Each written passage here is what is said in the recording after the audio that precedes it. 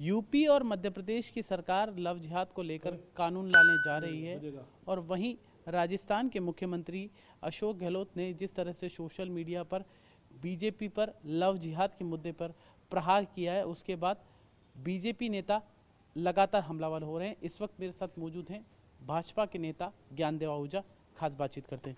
ज्ञानदेव जी, आप लंबे समय से लव जिहाद के मसले को, क्योंकि आप मेवात क्षेत्र में आते हैं, वहीं से सियासत करते थे, तो लंबे समय से आप इस मसले को उठाते आ रहे हैं। पहली बार ऐसा देखा गया है कि बीजेपी के नेता नहीं, कांग्रेस के नेता का, अशोक गहलोत का बयान इस मसले पे आया। आपका क्या कहना है? ऐसा है कि वैसे तो मलेच्छों ने पूरी दुनिया में तलवार के बल पर, बलात्कार के बल पर और पूरी दुनिया में जिस ढंग से देशों में इस्लाम फैलाया, उन मलेच्छों ने अब पूरी दुनिया में कई तरह के जिहाद छेड़ रखे हैं। उनमें से लव जिहाद भी एक जिहाद है। केरल से प्रारंभ होकर यह लव जिहाद पूरे देश में फैला है और आश्चर्य है, बहुत दुख की बात है कि श्रीमान अशोक गहलोत साहब, मुख्यमंत्री राजस्थान की आंखें भी बंद हो गई हैं, कान भी बंद हो गए हैं और वो सूरदास हो गए हैं और कानों से बहरे हो गए हैं। लव जिहाद का जिस ढंग से मुद्दा चल रहा है वो बीजेपी का नहीं है, वो आपके द्वारा ही, कांग्रेस के नेताओं के द्वारा ही चलाया मुद्दा केरल से था और सारे चैनल और सारा देश इसमें तराई तराई कर रहा है। आप सबूत मांगना चाहते हैं गहलोत साहब? आप अपने वोटों के भिखारी होकर जिस ढंग से अनुशासन भंग करने वाले मुसलमानों, मैं सारे मुसलमानों को दोषी नहीं कहता, लेकिन योजना पूर्वक कुछ मोल्ला और मौलाना जिस ढंग से इन जिहादों को छेड़े हुए हैं, उस लव जिहाद पर आपने जो बोला है कि ये बीजेपी का उठा हुआ शब्द और मुद्दा है, आप या तो राजनीति से संन्यास ले लें गहलोत साहब, शायद और कोई नेता कार्यकर्ता आपको चुनौती नहीं देगा, मैं चुनौती दे रहा हूँ। या तो आप राजनीति से संन्यास ले लें या मैं राजनीति से संन्यास लूँगा, सार्वजनिक जीवन से संन्यास लूँगा। मैं आपको सबूत देता हूँ। आपका ही एक कांग्रेसी परिवार, बाकी जगह छोड़िए, मेरे यहाँ मेवात में, राजस्थान में, रामगढ़ में, मेरे ही क्षेत्र में आपके कांग्रेसी परिवार की जाट लड़की, जाट परिवार की, और ये लव जिहादी ले गए। उस पर वहाँ चुनाव से पहले, ये जो चुनाव हुआ दो वर्ष पहले, उससे पहले आंदोलन हुआ और जुगरावर गांव में सारा हिंदू एकत्र हुआ। और इतना ही नहीं है, उन हिंदुओं पर आपने झूठा केस लगाया जो अब तक चला है, और वो केस चला, उसमें बहुत सारे लोग उस केस में फंसे। आपके कांग्रेस परिवार की लड़की की, जाट परिवार की, उनका नाम नहीं ले रहा हूँ मैं, मस्ताबाद गांव की।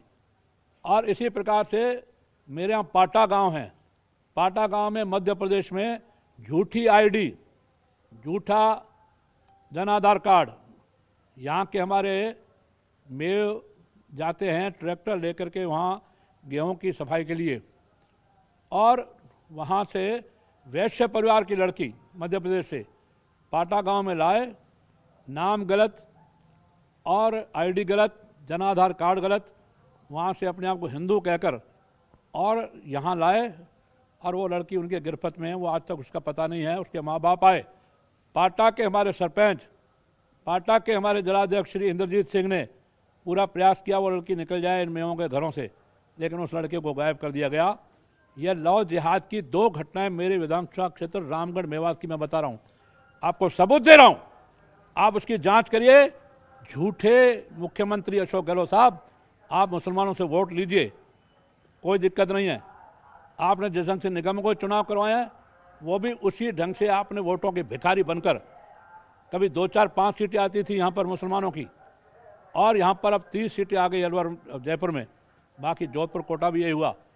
आप देश को बर्बाद न करें। यह राष्ट्र, यह भारत माता कन्याओं को पूजने वाली है। ये भारत माता के सनातन संस्कृति के लोग बेटियों को मातृशक्ति के रूप में पूजते हैं। आप भी शायद मंदिरों में जाते हैं और नवरात्रों में पूजन करते हैं। आप किस मुंह से कह रहे हैं कि लव जिहाद शब्द भारतीय जनता पार्टी का है? आप किस ढंग से कह रहे हैं? सबूत दे रहा हूं, उस सबूत के आधार पर आप जांच करें।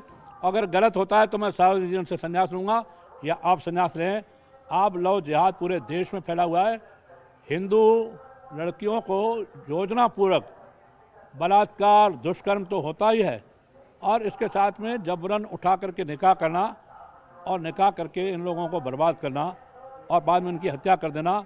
व्यास परिवार की लड़की आपके बीकानेर की पुष्टना और जोधपुर के पास की वो लड़की उठ गई, उसके बाद में कत्ल कर दिया गया।